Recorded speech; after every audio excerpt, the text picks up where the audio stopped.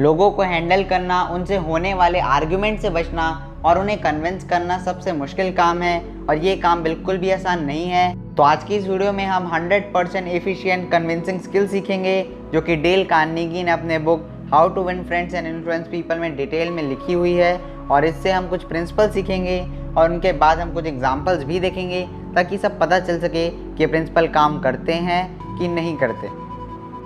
इस वीडियो में आगे बढ़ने से पहले मैं आपसे चाहूँगा कि आप इस चैनल को सब्सक्राइब करो और बेल नोटिफिकेशन को ऑन करो ताकि आपको ऐसी नॉलेजेबल वीडियो और बुक समरी से रिलेटेड वीडियो सबसे पहले मिलती रहे। Principle number 1, you can't win an argument, avoid it. एक बार ऑथर एक पार्टी में गए। उस पार्टी में वो एक आदमी से मिले।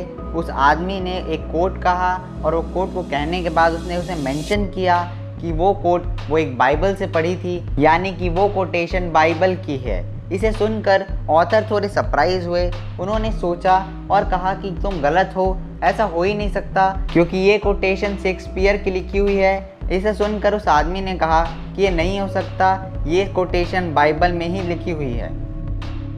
उस पार्टी में ऑथर के एक दोस्त भी आए थे जिन्होंने कई सालों तक शेक्सपियर की किताबें पढ़ी थी। तो उन्होंने डिसाइड किया कि वो उसी से पूछ ले या कंफर्म कर ले कि क्या वो सही है या फिर वो गलत है। ऐसा करने पर उनके दोस्त ने जवाब दिया कि डेल, तुम गलत हो क्योंकि ये कोटेशन सही में बाइबल की है। जब ऑथर अपने दोस्त के साथ घर पहुंचे तो ऑथर उनसे गुस्सा हुए और उन्होंने कहा कि तुम जानते थे मैं सही था तो भी तुमने मेरा साथ नहीं दिया। उस पर उसके दोस्त ने कहा, हाँ मैं जानता था तुम सही हो, लेकिन तुम्हें उस आदमी को गलत साबित करके क्या मिलेगा? क्या वो तुम्हारा अच्छा दोस्त बन जाएगा? ऐसा कभी नहीं होगा। वो तुमसे और भी ज़्यादा गुस्सा हो जाएगा और उसके बाद वो सबसे बुरा फ्रेंड आपका बन जाएगा, सबसे बड़ा दुश्मन आपका बन जाएगा। ऑथर ने अपने दोस्त के बात को अच्छी तरीके से सोचा और ये डिसाइड किया कि उसके दोस्त ने जो किया वो बिल्कुल सही था, क्योंकि ऑथर के हिसाब से आप कोई भी आर्ग्यूमेंट जीत नहीं सकते, क्योंकि अगर आप फिजिकली उस आर्ग्यूमेंट को जीत भी गए तो भी आप उस पर्सन के विल को अच्छे तरीके से नहीं जीत पाओगे। वो पर्सन आपका दोस्त कभी नहीं बन पाएगा। इसलिए लॉर्ड बुद्धा भी यही कहते थे कि hatred is never ended by hatred but by love, and a misunderstanding is never ended by argument but by tact, diplomacy and a sympathetic desire to see the other person viewpoint। और अब उस गलती की तरफ आते हैं जिसको maximum फूल्स लोग करते हैं, और उस गलती को आपको बिल्कुल नहीं करनी। और वो गलती ये है कि जब भी आपसे कोई मिस्टेक होती है, कोई गलती होती है, तो आपको उसको एक्सेप्ट करना है, ना कि डिफेंड। ऑथर के हिसाब से बेवकूफ़ लोग ही जब भी कोई मिस्टेक करते हैं या फिर कोई गलती करते हैं तो अपने मिस्टेक को कभी भी एक्सेप्ट नहीं करते, बल्कि वो हमेशा उस मिस्टेक को छुपाने के लिए वो अपने आप को डिफेंड करते हैं और वो अपनी गलती को छुपाने के लिए सभी लोगों को बहुत सारे बहाने देते हैं, एक्सक्यूजेस देते हैं। ऑथर के हिसाब से वहीं एक समझदार आदमी यानी कि एक अच्छा कन्वर्सेशनलिस्ट अपनी गलती को एक्सेप्ट करता, उसको स्वीकार करता और उसके साथ ही साथ वो लोगों को अपनी गलती के लिए माफ़ी मांगता और वो अपोलोजाइज करता अपनी सारी गलतियों के लिए और सारी मिस्टेक्स के लिए। और अगर आपको लोगों से माफ़ी मांगना अच्छा नहीं लगता तो अब ये सोचिए कि आप इस बुक के प्रिंसिपल को अप्लाई कर रहे हो, क्योंकि अगर आप ऐसा नहीं करोगे, अपनी गलती की माफ़िया नहीं मांगोगे, तो वैसे भी लोग आपको क्रिटिसाइज़ करेंगे, आपको बुरा भला कहेंगे। तो इससे अच्छा यही है कि आप अपनी गलती को एक्सेप्ट करो, और ऐसा करने से लोग आपको एक जेंटलमैन समझेंगे।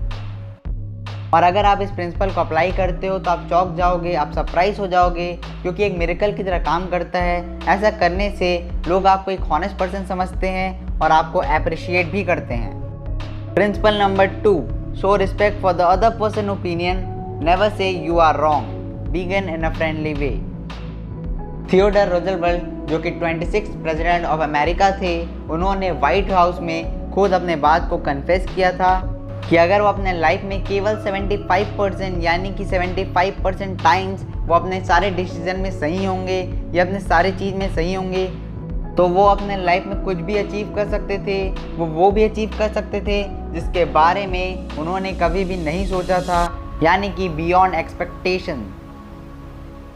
तो ऑथर के हिसाब से 20th सेंचुरी का सबसे महान आदमी में से एक ने केवल 75% ही अपना गोल रखा था कि अगर वो इतने % राइट होते तो अपने लाइफ में कुछ भी कर सकते थे। तो अगर आप अपने लाइफ में केवल 55% भी सही होते हो तो आप अपनी लाइफ में वो कर सकते हो जिसके बारे में कोई सोच भी नहीं सकता, आप कुछ भी कर सकते हो। तो ऑथर के हिसाब से अगर आपको डाउट है कि आप 55% भी नहीं हो तो ऑथर के हिसाब से आप कौन होते हो दूसरों को बताने वाले कि वो गलत है, वो अपने लाइफ में सही नहीं है, उन्हें जज करने वाले आप कौन होते हो। तो इसलिए अगर आप लोगों को ये बताते हो या उन्हें जज करते हो कि वो गलत है, तो उनके ये प्राइड और उनके सेल्फ रिस्पेक्ट को ठेस पहुंचाता है और उन्हें ऐसा जज करने के कारण वो आपसे बहुत नाराज़ हो जाते हैं, वो आपसे बहुत गुस्सा हो जाते हैं। इसलिए अगर आप किसी को प्रूफ करना चाहते हो कि वो गलत है, तो आप उनको ये मत बोलिए कि आज मैं आपको प्रूफ कर दूंगा कि आप गलत हो। ये बिल्कुल भी सही तरीका नहीं है। ऐसा बोलने के बदले आप उनको ये बोल सकते हो कि आप उनसे कुछ कहना चाहते हो, लेकिन हो सकता है कि मैं गलत हूँ, और ये वर्ड हो सकता है मैं गलत हूँ ये लोगों को कंफर्टेबल फील कराता है और इसके कारण वो एकदम कंफर्टेबली आपसे बात कर पाते हैं और वो आपसे कन्विंस हो जाते हैं। इसलिए अगर आपको अपने लाइफ में किसी को कन्विंस करना है तो आप उनकी गलतियां मत दिखाओ, बल्कि उन्हें कंफर्टेबल फील कराने के लिए अपना पूरा टाइम अच्छे से यूटिलाइज करो। अब्राहम लिंकन कहते थे कि a drop of honey catches more flies than a gallon of gall, यानी अगर आपको कन्विंसिंग स्किल आती है तो आप अपने लाइफ में काफ़ी अच्छे दोस्त बना सकते हो। Principle number 3, let the other person feel that the idea is his और हर्स। यूजीन वेसन एक आर्टिस्ट थे जिनका काम ये था कि वो सारे फैशन डिज़ाइनर और आर्टिस्ट के लिए स्केच बनाते थे और स्केच बनाना ही उनका ट्रूली पैशन था। यूजीन वेसन हर हफ्ते न्यूयॉर्क के सबसे फेमस स्टाइलिस्ट को अपने घर लाते थे। उन्होंने 3 सालों तक हर हफ्ते उस स्टाइलिस्ट को अपने घर लाया और उस स्टाइलिस्ट ने भी कभी आने से मना नहीं किया। वो हर हफ्ते आती थी, वो उन सारे पेंटिंग्स को, सारे स्केचेस को बड़ी ध्यान से देखती थी और देखने के बाद वो डिसाइड करती थी कि उसे स्केचेस नहीं खरीदने हैं और ऐसा बोलकर वो वहाँ से चले जाती थी। लगभग 150 बार फेल होने के बाद उसने फाइनली डिसाइड किया कि उससे लोगों को इन्फ्लुएंस करने के तरीके सीखने पड़ेंगे और लोगों की साइकोलॉजी को भी समझना पड़ेगा। तो इस बार यूजीन वेसन खुद ही उस आर्टिस्ट के घर चले गए और वहाँ जाकर उन्होंने कुछ पेंटिंग्स रखी जो कि अनफिनिश्ड थी, यानी कुछ स्केचेस जो कि पूरे नहीं बने थे। उसके बाद उसने उन स्टाइलिस्ट से पूछा कि तुम मुझे ओपिनियन दो कि मैं किस तरीके से स्केचेस को पूरा करूं कि तुम्हें उसे खरीदने में मज़ा आए। आर्टिस्ट के ऐसे बोलने पर उस स्टाइलिस्ट ने उन सारे स्केचेस को बड़े ध्यान से देखा, पूरा टाइम लगा कर देखा। उसके बाद उसने फाइनली आर्टिस्ट को कुछ टिप्स दिए और उस टिप्स में बताया कि उसे कैसे कैसे स्केचेस चाहिए जो उसे पसंद आएंगे और वो उसे खरीदना चाहेगी। तो इस बार आर्टिस्ट ने उसके हिसाब से सारे स्केचेस बनाए और ऐसा होने के कारण, यानी उसके ओपिनियन लेने का रिजल्ट ये आया कि इस बार उसके सारे स्केचेस बिक गए। उस स्टाइलिस्ट ने उसके सारे स्केचेस को अच्छे तरीके से खरीद लिया। तो इस रियल लाइफ स्टोरी की मदद से अभी समझ गए होंगे कि दूसरे के ओपिनियन को लेना और उनके हिसाब से एक्ट करने में कितनी पावर होती है। एक बार ऑथर एक पार्क में घूमने के लिए गए। वहाँ उन्होंने देखा कि कुछ पेड़ में आग लगी हुई है और ये सोचने लगी कि ऐसा क्या हो गया है कि इसमें आग लगी। तब उन्हें पता चला कि ये आग कुछ यंगस्टर्स ने लगाई है और वहाँ उस आग में वो अपना फूड को, यानी खाने को कुक कर रहे हैं। तो इस पर ऑथर काफ़ी गुस्सा हो गए। उन्होंने उन सारे यंगस्टर को चिल्लाया और उन्हें कहा कि ये बहुत बड़ा क्राइम है, तुम ऐसा बिल्कुल नहीं कर सकते और अगर तुम ऐसा करते रहे तो तुम्हें जेल भी हो सकती है। ऑथर के समझाने के बाद भी उन यंगस्टर में कोई भी फर्क नहीं पड़ा। ऐसा होने पर ऑथर ने अपने नहीं बल्कि उन यंगस्टर के माइंड से सोचने की कोशिश की, यानी उनके पॉइंट ऑफ व्यू को देखने की पूरी कोशिश की।